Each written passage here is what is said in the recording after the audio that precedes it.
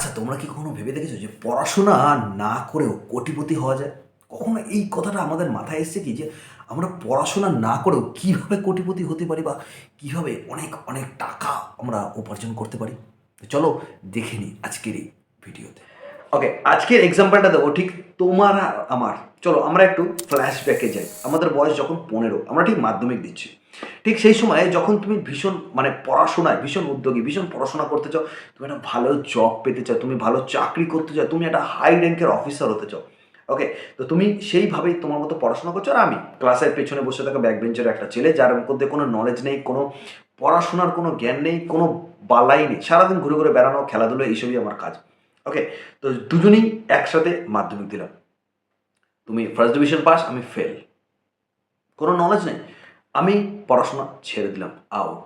এবার তুমি 11-এ ভর্তি হলে, 11-এ ভালো রেজাল্ট করলে, এইচএস দিলে, এইচএসে বেটার রেজাল্ট করলে, তুমি গ্র্যাজুয়েশন করলে, তুমি এমএসসি করলে, তুমি তারপরে একের পর এক তোমার পড়াশোনা চালিয়ে গেলে এবং লাস্টে গিয়ে তুমি একটা সরকারি চাকরির জন্য কম্বাইন্ড স্টাডি স্টার্ট করলে এবং তুমি 2 বছর 3 বছর পড়াশোনা করছো এবং ঠিক 30 বছর বয়সে গিয়ে তুমি পেলে একটা ভালো সরকারি চাকরি।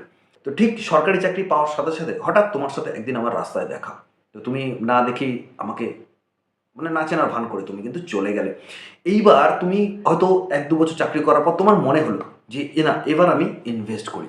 তো তুমি তোমার মাইনার থেকে কিছুটা মান্থলি 5,000 টাকা করে তুমি এসআইপি স্টার্ট করলে মিউচুয়াল ফান্ডে। ঠিক 15% ইন্টারেস্টে 20 বছরের জন্য তুমি ইনভেস্ট করলে। ঠিক যখন তোমার বয়স 50 বছর গিয়ে দাঁড়ালো, তখন তোমার কাছে এস্টিমেট হবে 76 লাখ টাকা। এবার আসি আমার কথায়। আমি যে কিনা মাধ্যমিকে ফেল করেছি এবং কাজে ঢুকে গেছি এবং সেই সময় থেকে আমি ইনভেস্ট স্টার্ট করে দিয়েছি পার মান্থ 2,000 টাকার এসআইপি, ঠিক ওই 15 বছর বয়সে। এবং 15 বছর বয়সে যখন আমি এসআইপি স্টার্ট করেছি, ঠিক একই 15% ইন্টারেস্টে অ্যানুয়াল 10% স্টেপ আপ। ঠিক আমার বয়স 50 বছর। এখন আমার কাছে কত টাকা থাকতে পারে? গেস। 6,70,00,000 টাকা। Yes, this is called the time of compounding.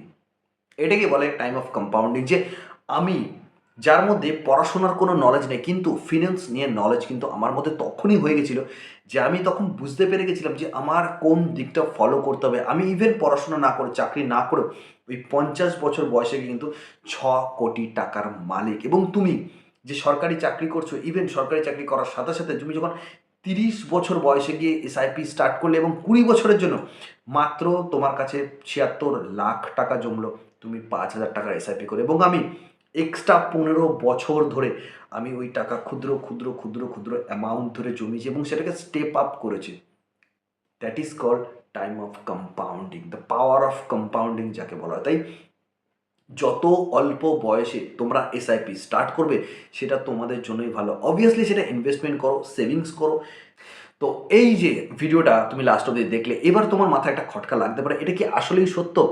Yes, তুমি একটা কাগজ কলম একটা খাতা নিয়ে বসো এবং গুগলে যাও। গুগলে গিয়ে তুমি সার্চ করো যে এসআইপি ক্যালকুলেটার। তুমি নর্মালি 5,000 টাকার এসআইপি ওখানে অ্যামাউন্ট বসো এবং 15% ইন্টারেস্টে 20 বছরের জন্য তুমি অ্যামাউন্ট বসাও, তুমি ওই জায়গাটা তুমি পেয়ে যাবে নর্মালি যেটা হয়। এবং তারপরে তুমি আবার গুগলে যাও, ওখানে গিয়ে সার্চ করো স্টেপ আপ এসআইপি ক্যালকুলেটার। কেমন? তুমি সেখানে গিয়ে 2,000 টাকা করে মান্থলি এসআইপি করো এবং 15% অ্যানুয়ালি ইন্টারেস্টে, এবং সেখানে 10% স্টেপ আপ করবে। যদি 10%, যদি পসিবল হয় 20%, তাহলে তুমি দেখতে পারবে মজাটা কাকে বলে কম্পাউন্ডিংয়ে। সেটাকে তোমার করতে হবে অ্যারাউন্ড 35 ইয়ার্স, মানে 15 বছর থেকে যখন সে 30 বছরে ওই 15 বছর এবং আগামী 20 বছর 35 ইয়ার করবে, তখনই তুমি তোমার কাছে পুরো উত্তরটা পেয়ে যাবে। তো আজকের ভিডিওটা কেমন লাগলো অবশ্যই কমেন্ট করে জানাতে কিন্তু ভুলবেন না। আর যদি কোনো ডাউট থাকে, মিউচুয়াল ফান্ড নিয়ে কোনো কোয়েশ্চেন থাকে, কমেন্ট বক্স পুরো ফাঁকা, এখানে চিপকে দিয়ে চলে যাবে। কেমন?